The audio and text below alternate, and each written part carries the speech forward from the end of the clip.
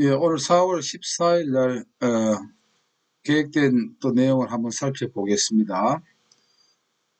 지난번에는 그 뭐 신뢰도 측정 방법 여러 가지 그 이미지 스토리를 이렇게 했습니다만은 오늘은 기준의 종류입니다. 기준을 하면은 뭘까요? 이게 기준이 들어가게 되면은 절대평가가 아니고 상대평가입니다. 그러니까 놈들이 들어간다 했죠. 예. 점수가 아니고 사람과 비교하니까 비교 집단이 있어야 됩니다. 그 비교하는 집단의 종류를 어떤 게 있는가 그걸 살펴보는 것이에요. 그러면 이 규준의 종류에는 크게는 집단 내 규준이 있고요. 집단 안에서요. 그 다음에 발달 규준이 있습니다.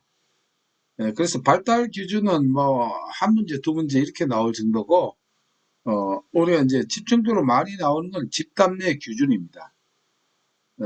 상대 평가를 하기 위해서는 뭔가 비교 대상이 이렇다라고 하는 것이죠. 그래서 요거는 이제 한꺼번에 보면은 이 백분위 표준 등급입니다. 세 가지예요. 100분위 점수가 있고, 그 다음에 표준 점수가 있고, 그 다음에 표준 등급이 있습니다.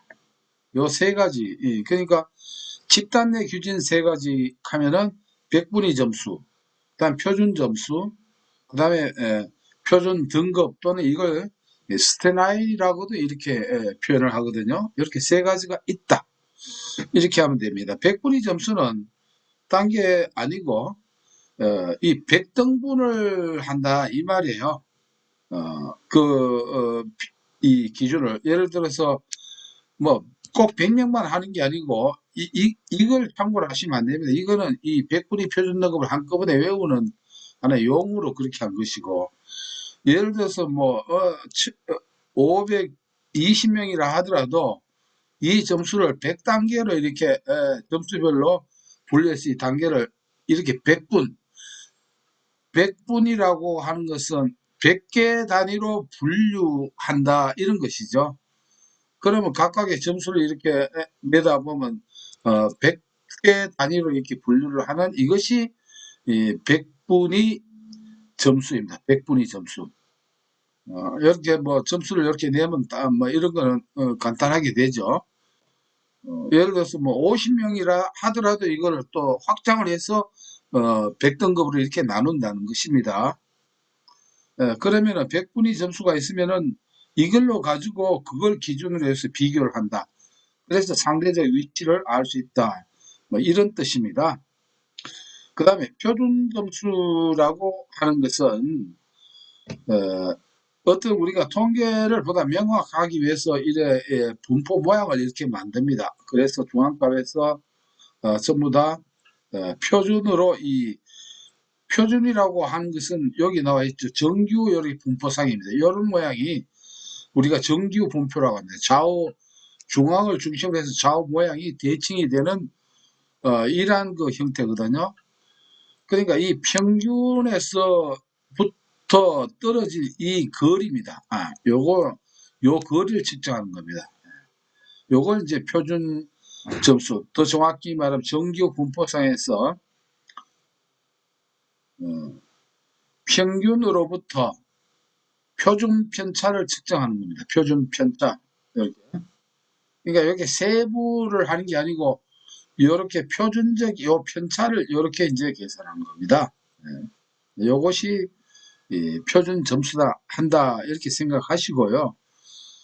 이 표준 점수를 다른 말로 우리가 G점수라고 합니다. G점수. 요거 기억해 주시고, 그 다음에 우리가 또 하나 생각해야 될 게 G점수와 T점수를 구분을 할 필요가 있습니다.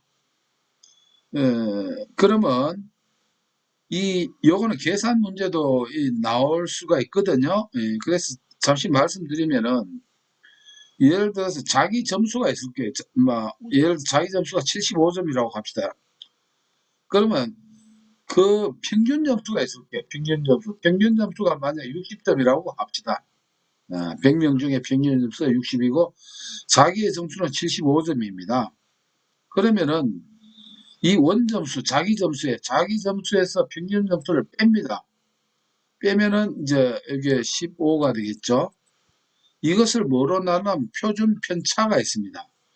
표준 편차는 뭐 10이든 15든 20이든 정하기 나름인데, 만약 표준 편차를 10이라고 합시다. 이렇게 나누는 것이에요. 나누면은 어떻게 됩니까? 이게 1.5가 되겠죠. 1.5가 됩니다. 이렇게. 요것이 이제 기점수 또는 표준 점수라고 합니다. 근데 우리가 여기서 알아야 될 게 뭐냐면은, 이 기점수는 음수값이 있다는 거, 요걸 꼭 기억하셔야 됩니다. 자, 왜 그런 거 아니? 내 점수가 75점이니까 이렇게 나왔지만, 내 점수가 만약 50점이라고 합시다. 그럼 50에서 마이너스 60을 하면은 어떻게 될까? 마이너스 10이 되죠. 마이너스 10에서 10을 나누면은 마이너스 1이 됩니다. 이런 경우에는 평균 점수보다 내 점수가 작을 때는, 원 점수가 적을 경우에는 마이너스 값이 나온다라고 하는 것입니다. 그래서 음수 값이 있습니다. 자, 그래서 이렇게 음수 값이 있으면 안 되니까 이 t 점수는 두 가지 목적이 있는데, 우선 하나만 설명을 드릴게요. t 점수를 구할 때는 10 곱하기 자기의 G점수, 만약에 75점 같으면 G점수가 얼마입니까? 1.5였죠. 15를 10으로 나누는 게 1.5. 1.5인데, 여기 1.5를 곱해줍니다. 곱해주면 10 곱하기 1.5면 어떻게 될까요? 15점이죠. 15점 플러스 거기다 50을 꼭 보태주는 것입니다. 그런데 이 G점수가 마이너스인 경우는 어떻게 되느냐? 마이너스 1인 경우에는 여기 절대값으로 나눠버려요. 절대값으로 칩니다. 마이너스 1이라고 하시면 절대값이니까 1이 되거든요. 그럼 10 곱하기 T점수가 이때는 마이너스 1이 아니면 1입니다. 그러면은 10 곱하기 1이면 10점 플러스 50 하면은 이런 경우에는 어떻게 됩니까? T점수는 어떻게 될까요? 60이 되겠죠. 뭐 이렇습니다. 뭐 설명은 처음 들어서 이렇지만은 요 내용을 보면은 몇 번 계산해 보면은 뭐 어려운, 이거는 뭐 수학이 아니고 그냥 단순한 계산이라고 이렇게 보면 됩니다. 그러나 기억해야 될 것은 T점수는 음수값이 있을 수 있습니다. 그러나 T점수는 음수값이 없습니다. 왜 그런가? T점수를 절대값으로 바꿔버리기 때문에 그렇습니다. 그리고 이제 T점수에 다른 용도가 따로 하나 있습니다. 요거는 지금 필기에는 할 필요 없고 나중에 이제 실기할 때 요거를 정리하는 게 나을 거예요. 그 다음에 우리가 표준 등급 또는 이걸 스탠다드 나인 하는 걸 줄여서 스탠다인이라고 이렇게 합니다. 이 스탠다인은 쉽게 말하면 우리가 고교 내신 등급이라고 하면 됩니다. 1부터 9까지 범주로 나눴습니다. 100분인 것 같으면 100등급으로 이렇게 나누는다, 이렇게 보면 되겠지만, 스탠다인은 9단계까지 이렇게 범위로 나눠서 100분율에 맞춰서 이렇게 9단계로 나누는 것이죠. 이거는 이제 그래가지고 이게 어떤 이렇게 정상 분포가 되도록 인위적으로 만드는 그런 방법입니다. 이건 우리가 고교 내신 등급이 대표적인 그 예가 되겠죠. 요거는 뭐냐면은 너무 정확하게 함으로 말미암아 생기는 그런 어떤 오차나 이런 것을 뭐 방지하기 위해서 이렇게 등급으로 만든다, 이런 정도 생각하면 됩니다. 그래서 이렇게 백분위 점수나 표준 점수 또는 일명 D 점수나 표준 등급, 일명 스테나이는 우리가 규준의 종류에서 집단 내 규준에 해당이 되고요. 집단 내 기준이 있고 하나는 발달 기준이 있습니다. 발달 기준. 이건 꼭 외우지 않아도 되고, 그러니까 집단 내 기준이 아니면 이제 발달 기준이 되겠고, 이거는 이렇게 생각하면 됩니다. 일단 아기가 태어나면 펄스로 연령이 생기죠. 그래서 연령 기준이 있습니다. 연령으로 이걸 비교 집단으로 삼는 것이고, 그 다음에 학교에 가게 되면은 학년이 생깁니다. 학년을 비교 집단 규준으로 잡는다면, 규준하면은 반드시 상대 평가하기 위한 비교 집단이다, 이렇게 매치를 시키면 되거든요. 이런 게 있고, 그 다음에 서열 기준입니다. 순서를 정해가지고 그걸 또 기준으로 하는 게 있고, 그 다음에 언어 발달 기준이라고 하는 이런 게 있다는 정도만 생각하시면 됩니다.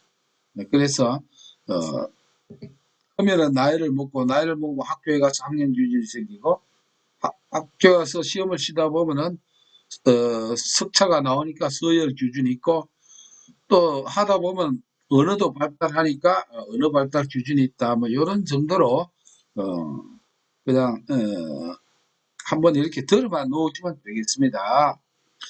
그래서 기준의 종류는 두 가지인데 각각의 내용을 살펴보았고요. 그 외에는 이제 뭐 문제 풀면서 일단 빨리 이론을 빨리 정리를 해야 되기 때문에 그렇습니다.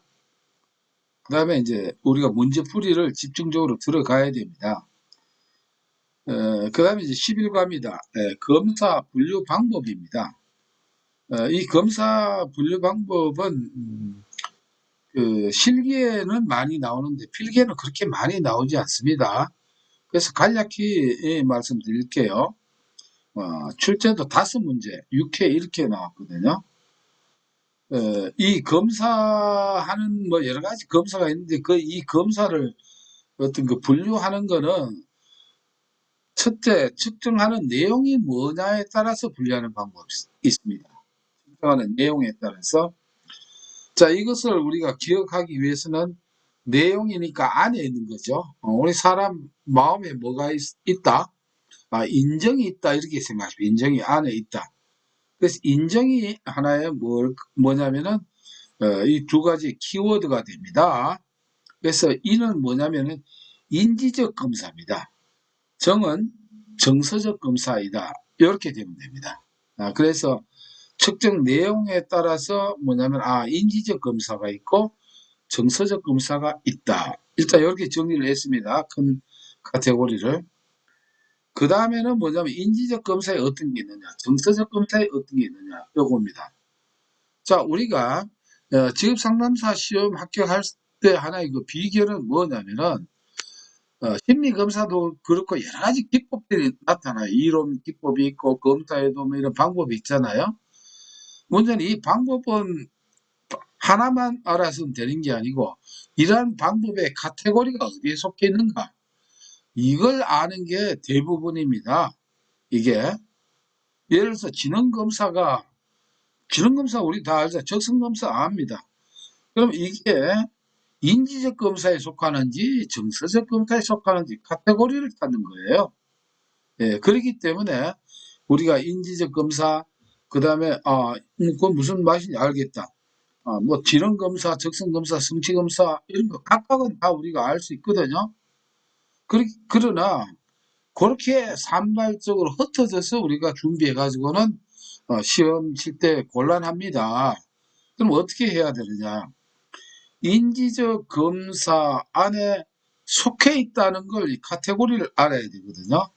그렇기 때문에 이 검사 종류와 그 내용을 같이 우리가 매치를 시켜놔야 바로 번지수를 바로 찾아갈 수가 있습니다. 시험을 치를 때.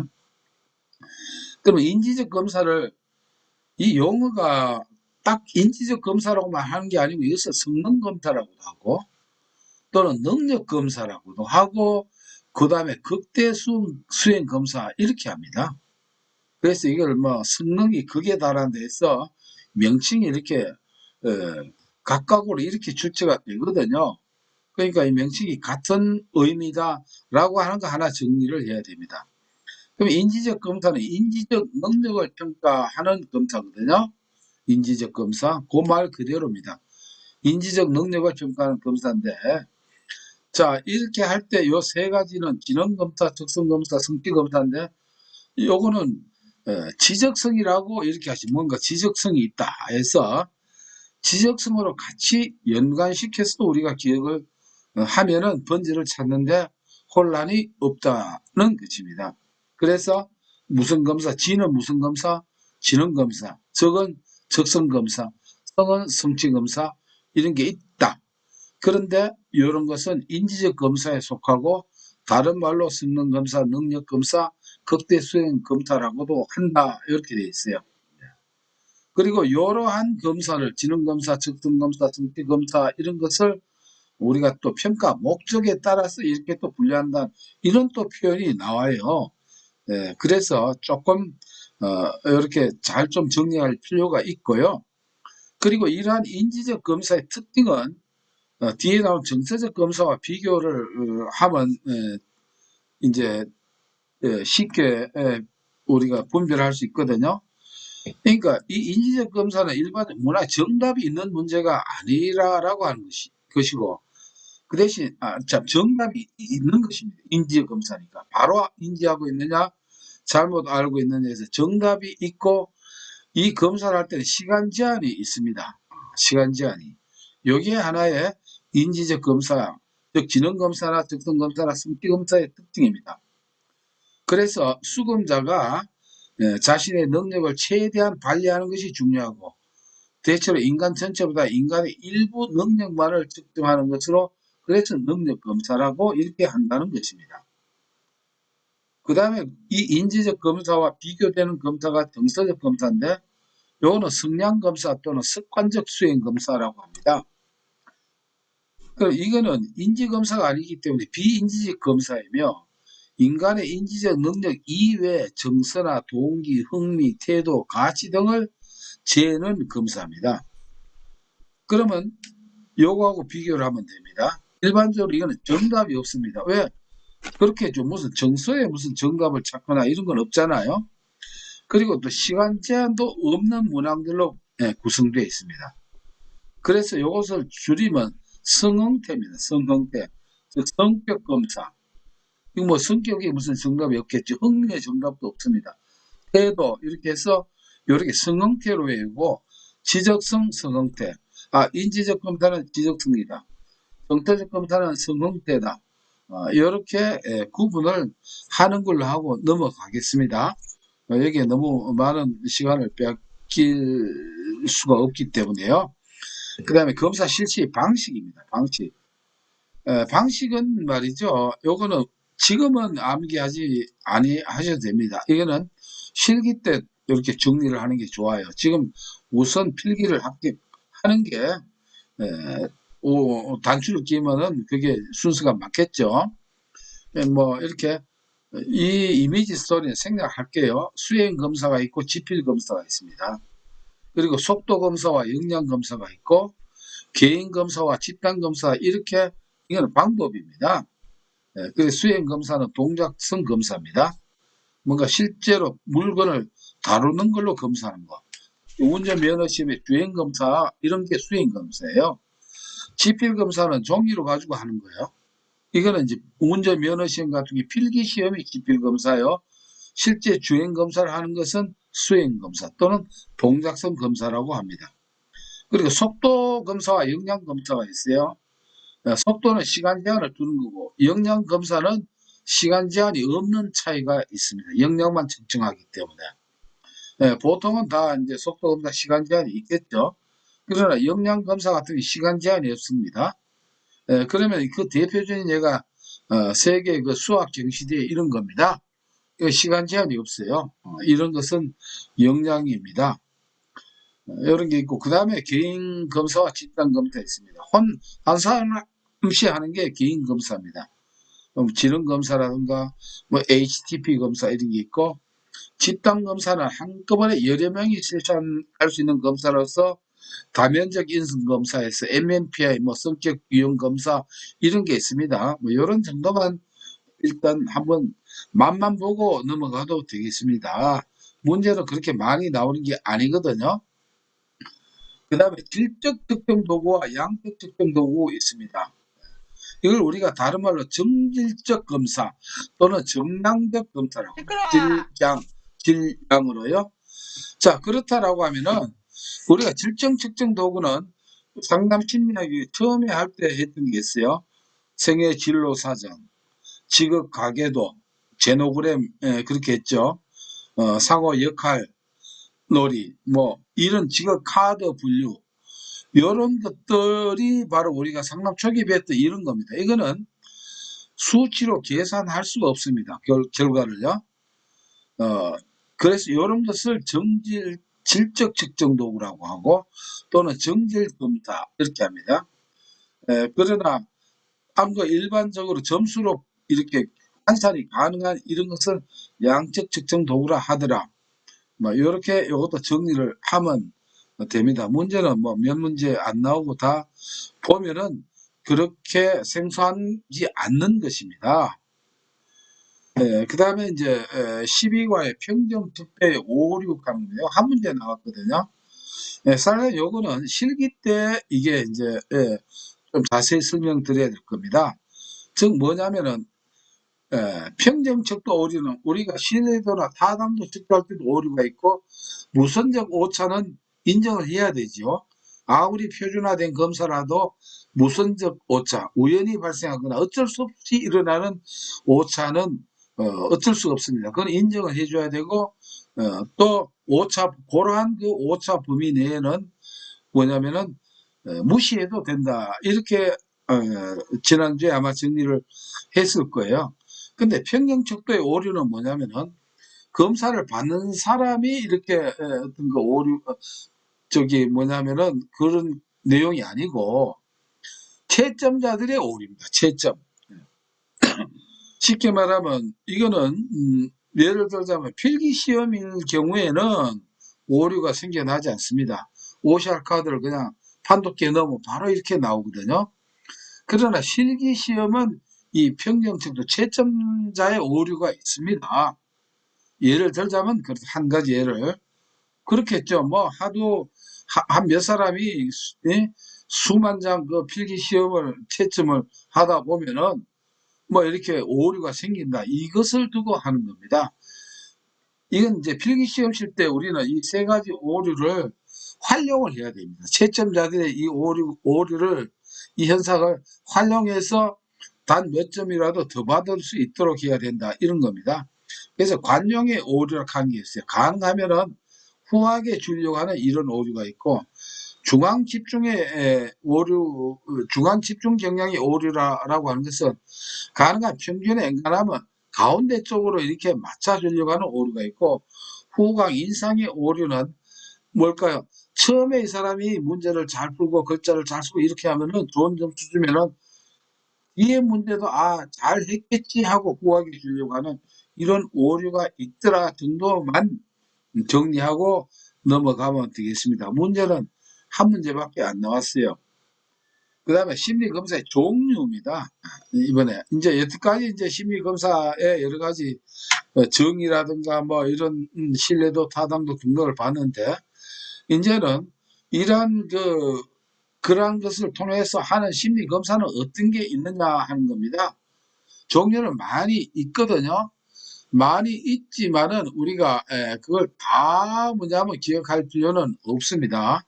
그 중에 우리가 직업상담사 시험에 나오는 것은 직업상담이기 때문에 일반 직업적성검사 이게 출제가 많이 되거든요. 그걸 이제 GATB라고 합니다. GATB 일반 직업적성검사 GATB나 일반 직업적성검사나 같습니다. 이게 뭐 영어로 뭔가 그건 몰라도 됩니다. 그러면 직업적성검사의 그 구조가 어떻게 되냐면 이렇게 지금 칸이 나눠져 있는데 이렇게 종류가 이렇게 있는데 밑에를 보면은 방식은 크게 두 개입니다. 하나는 지필검사가 있어요. 지필검사 11개.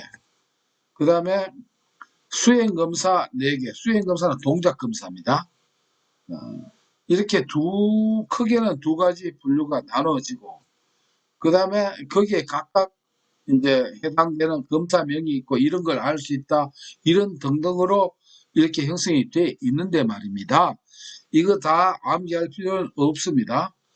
하나 기억해야 될 거는 첫째, 두 개의 방식이 있고 9개 적성을 알 수 있고 하는 건 9개 적성은 요거는 15개입니다. 전부 다 15개지만 요거 보면은 요 알 수 있는 적성 요거는 헤아려 보면은 9개가 된다는 뜻이고요. 그 다음에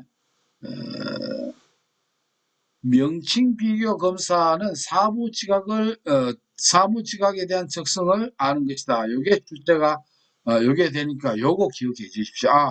명칭 비교 검사는 이걸로 알 수 있는 적성은 뭐다? 사무지각이다. 이렇게 생각하면 됩니다. 이게 코드명으로 뭐 P, Q, K 했는데 그거는 기억할 필요가 없습니다. 그냥 참고로 해 주시면 되겠습니다. 그래서 직업적성검사가 이렇게 돼 있더라. 자, 여기에서도 우리가 조금 기억하고 넘어가야 될 거는, 자, 이 도표에서 다 없는 거를 하나의 그 이론을 한 세 가지 우리가 참고하면 됩니다. 개인이 맡은 특정 직무를 성공적으로 수행할 수 있는지를 측정합니다. 그렇죠? 수행할 수 있는지를 측정한다. 왜 그러냐면은 수행하는 능력, 그 적성은 능력이죠. 그걸 측정하는 건 당연한데 잘못하면 이거와 비교되는 말이 여기는 틀린 표현은 이게 있어요. 원하는 취업 분야의 적성을 키우는 데 도움 준다. 뭐 검사를 한다고 해서 그 적성이 향상되거나 이건 아니라라고 하는 것이고요. 또 밑에 보면 적성 검사는 어떤 분야에서 이미 획득 사용하고 있는 능력의 현재 수준을 측정하는 게 아닙니다. 현재 수준이 아닙니다. 현재 수준이 아니고 앞으로 측정할 수 있는 미래의 그 수준을 측정하는 것이다. 요거 또 기억해야 될 그런 그 포인트가 되겠습니다. 2개 내지 3개 적성 분야를 조합해서 15개 직무군을, 일이 색깔이 바뀌었네. 15개 직무군을 제공한다. 2개의 방식, 9개 적성, 15개 하위검사.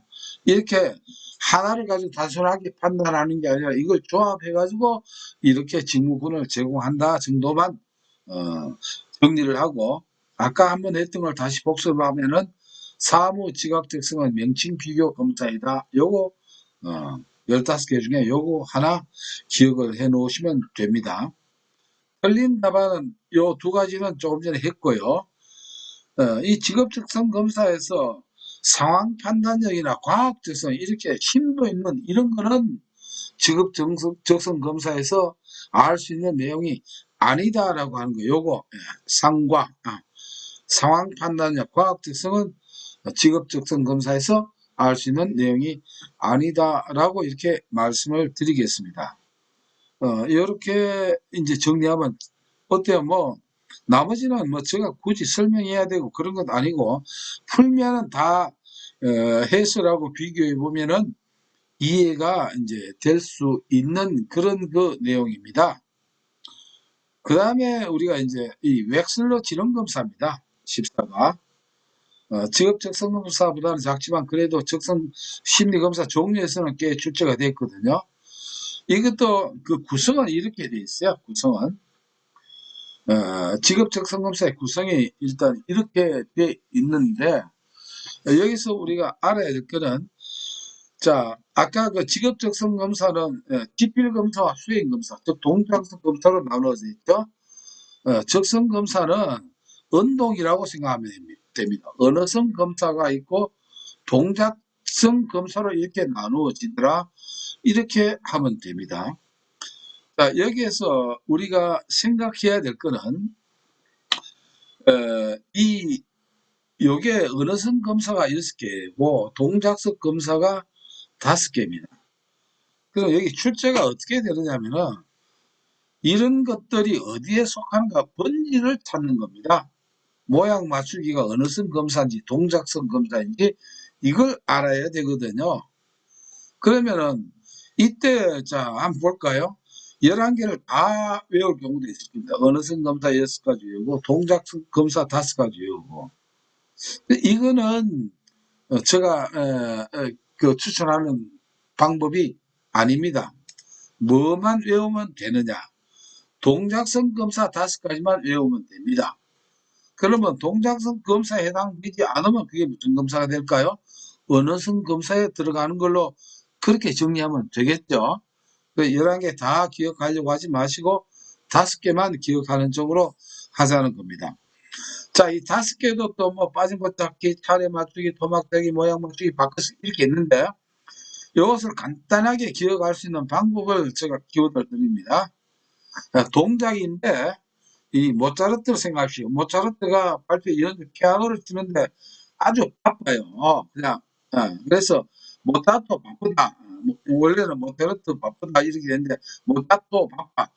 그렇게 생각하시면은 이 문제는 푸는 게 아주 신이 날 수가 있습니다. 이건 그 순서를 안 했지만은 뭐 하면은 모양 맞추기입니다. 모차토. 따는 뭡니까? 차례 맞추기. 토는 토막짜기. 바는 바꿔쓰기. 빠는 빠진 거 찾기입니다. 그래서 웩슬러 승인 지능검사에 언어성 검사, 동작성 검사 있는데 동작성 검사 5가지만 기억하면 되거든요. 동작성 검사 5가지의 키워드는 못다또 바빠. 못다또 바빠. 여러분 한번 따라해 보실래요? 나는 못하겠지만 못다또 바빠. 예, 안 들리니까 뭐 모르겠습니다만 다 큰 소리로 이렇게 했다라고 생각을 하고요. 모차토 바빠만 알면은 이게 분류하는데 이렇게 쉽게 된다는 거. 요 점이 초점입니다. 그 다음에 2가지 더 이제 언어성 검사에서 2가지 더 말씀드릴 게 있습니다. 숫자 외우기. 뭐 숫자 계산하거나 이렇게 외우는 게 있겠죠. 외울 때. 요거는 피검자의 상태에 따라 가장 변동 손상되기 쉽다. 숫자 막 외우는 거는 어때 주변의 분위기 이게 영향을 많이 받는다 이 말입니다. 피검자의 상태에 따라 가장 변동 손상되기 쉬운 거는 숫자 외우기다 이렇게 생각하면 됩니다. 아마 여러분들 그런 경험이 아마 있을 수 있겠죠. 돈을 뭐 이렇게 헤아리다가 누가 말을 시키면은 아이고 몇 가지 해야 된단 말이야. 할 수 없이 어떻게 합니까? 처음부터 다시 이렇게 해야 되는 경우 이런 경험이 있는가 모르겠습니다만은 예 그런 것과 마찬가지로 숫자 외우기는 주변 상황에 따라 가장 물론 다른 것도 방해를 받겠죠. 그러나 가장 변동 손상되기 쉽다. 요거 하나 기회를 해주시고 그 다음에 이해 문제와 공통성 문제가 있어요. 언어성에서 여기에 이해 문제와 공통성 문제는 요거는 우리가 지능에서 어디에 속하냐면은 결정성 지능에 속합니다. 결정성 지능. 지능 이론에 보면은 2가지 지능이 있습니다. 결정성 지능이 있고 유동성 지능이 있거든요. 유동성 지능. 그러면 유동성 지능은 어떠냐면은 이와 같은 숫자라든가 어휘, 산수 문제 이런 걸 하는 요게 바로 어디에 속하느냐 하면 유동성 지능에 속합니다. 유동성 지능. 그러나 이해를 한다든가 공통 문제라든가 상황을 파악한다든가 이런 거는 어디에 들어가냐면 요거는 결정성 지능에 속합니다. 여기 따로 제가 뭐 일부러 안 넣었습니다만 요거는 유동성 지능. 그 다음에 이런 거는 뭐냐면 이해 공통 문제는 결정성 지능입니다. 그러면 유동성 지능과 결정성 지능의 차이는 뭐냐면은 유동성 지능은 나이가 어리거나 이 10대, 20대 전후로 가장 결정적입니다. 그래서 뭐 계산 이래 하는 거, 어휘, 산수 이런 거는 이때 청소년기 때 아주 결정적이거든요. 그러다가 이게 점차 유동성 지능은 30대 이후부터는 급격히 내려옵니다. 그래서 여러분들 다 뭐 나이가 40대, 50대 되면은 기본 지식 외우고 어휘, 산수 이거 잘 안 되죠. 왜 그러냐면 이게 지능 이론에서 이것은 유동성 지능은 그렇게 돼 있다는 것입니다. 그래서 이거는 처음에 좋았다가 이렇게 떨어지게 돼 있습니다. 그러니까 나는 왜 이렇게 떨어질까? 원래 그 법칙이 그렇게 당연히 떨어지게 돼 있으니까 그걸 뭐 정상인 것을 비정상으로 우리가 생각할 필요가 없다는 것이거든요. 그 다음에 또 하나 지능은 결정성 지능입니다. 결정성 지능은 뭐 이해를 하거나 공통적인 거 상황 파악을 하거나 이렇게 추상을 하거나 이런 거예요. 이런 거는 뭐냐면은 이 유동성 지능이 떨어질 때부터 오히려 이때 이 결정성 지능은 그때부터 오히려 올라갑니다. 무턱대고 올라가는 게 아니고 이걸 자꾸 활용을 하면 할수록 올라가게 돼요. 그래서 결정적 지능의 특징은 나이가 들어도 뭐냐면 올라갈 수 있다라고 하는 게 이게 이제 결정성 지능이죠. 그래서 이제 뭐 그러다 보니까 뭐 나이 의한 이 장점이 바로 뭐냐면 이 결정성 지능이 된다. 요겁니다. 그래, 요렇게 해서 전체 웩슬러 성인 지능 검사에 대한 이러한 그 내용에 대한 그 초점을 맞췄습니다. 원래 제가 말을 잘 빨리 못하는 편인데 그래도 뭐 빨리 한다고 이렇게 애를 씁니다만은 그래도 저 말은 좀 늦는 것 같아요. 이렇게 해서 이제 웩슬러 지능 검사에 대해서 마치겠습니다. 마치고 그 다음엔 어디로 가느냐 또 보시면은 몇 가지 좀 특이한 거는 뭐 문제를 통해서 우리가 익히도록 하고 이제 흥미검사입니다. 흥미검사. 흥미검사는 우리가 좀 친해져야 됩니다. 우리가 직업 상담사라든가 이렇게 할 때 이게 활용도가 많은 검사입니다. 아마 여러분들 뭐 내일 배운 카드란가 이런 거 하다 보면은 이게 워크넷에서 이 흥미검사 해보셨을 거예요. 워크넷에서 들어가서 한번 해보면은 뭐냐면은 이 돈을 내지 않고도 무료로 다 해줍니다. 그리고 그 자료를 다 받아볼 수 있고 그리고 그 중에 하나가 우리가 직업 상담에서 배웠던 홀랜드의 흥미검사 육각형 있죠. 예, 이 자료가 다 보내줍니다. 예, 파일로. 예, 이게 이제 흥미검사예요. 그래서 그것에 대한 그 내용입니다. 그래서 이걸 우리가 흥미검사라고 해서 직업선호도 검사입니다. 물론 지필검사에 체크해가지고 이렇게 합니다. 그래서 워크넷에서 무료로 이 검사가 가능합니다. 그런데 흥미검사가 세 가지가 있습니다. 이 세 가지 요 이름을 또 기억을 해야 됩니다. 요거를.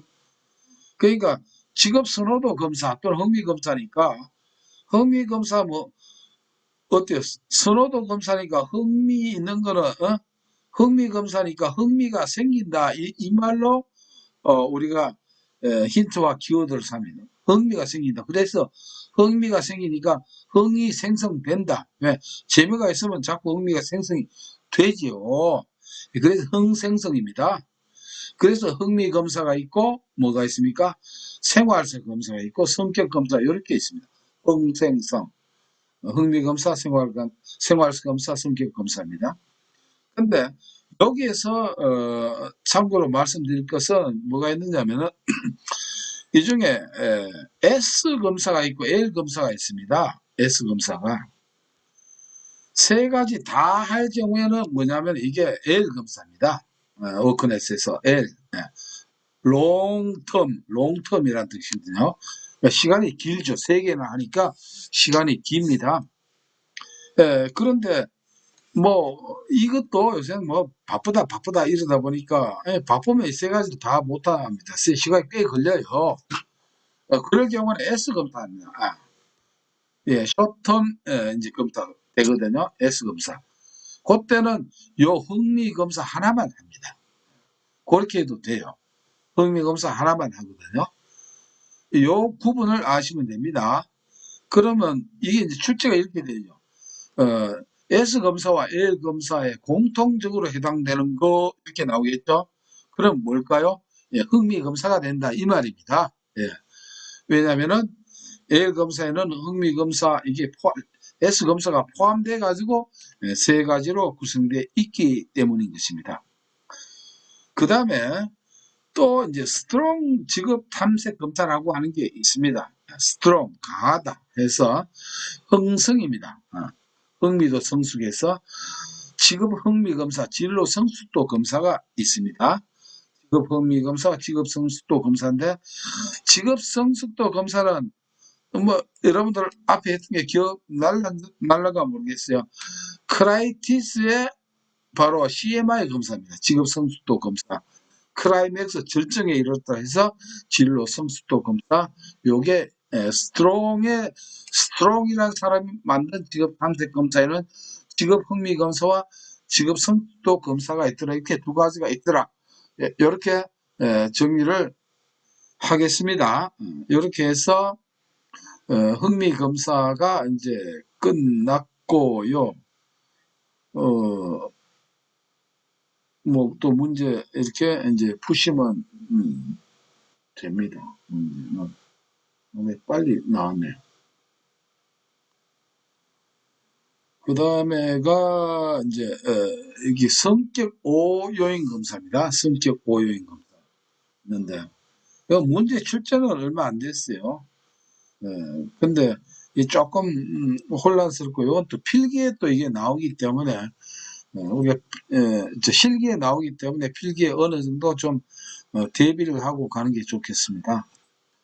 나머지 분은 휴식하고 7시 30분에 그렇게 하도록 그렇게 하겠습니다. 뭐 정신없이 그냥 이 교재만 보고 해놨더니 물도 한번 먹어야 되겠고 그렇게 하도록 하죠. 여러분들도 뭐 또 퇴근하시고 그 하시면 또 여기도 좀 하시고 그래 하시면서 또 진행하도록 하겠습니다. 하여튼 채팅창에 출자 하나만 아니라도 일단 해주시면 도움이 되겠습니다. 네, 휴식 시간입니다.